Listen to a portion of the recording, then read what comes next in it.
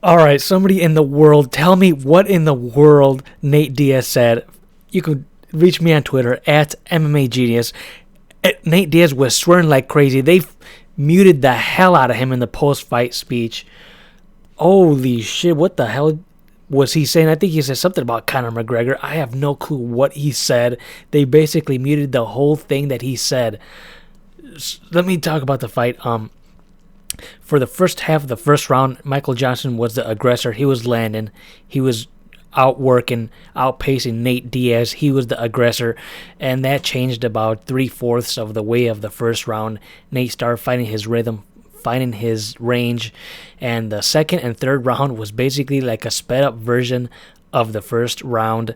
Nate was landing on Michael so many times, kicking him a few times. Michael was landing as well, but the strikes that Nate was landing were more oomph. They had more oomph to them.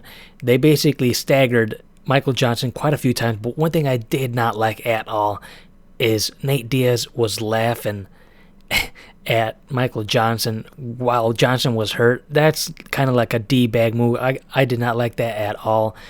No, that's a no-no. It's funny when he starts clowning around, dropping his hands and putting his hands on his chest and whatnot. But making fun of somebody when they're hurt, that is not cool.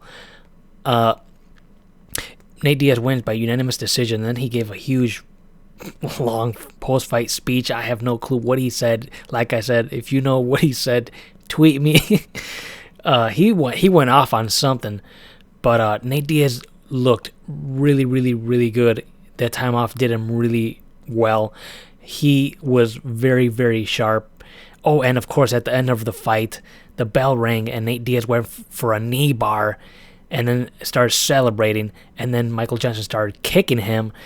You know, usual Diaz brothers ending.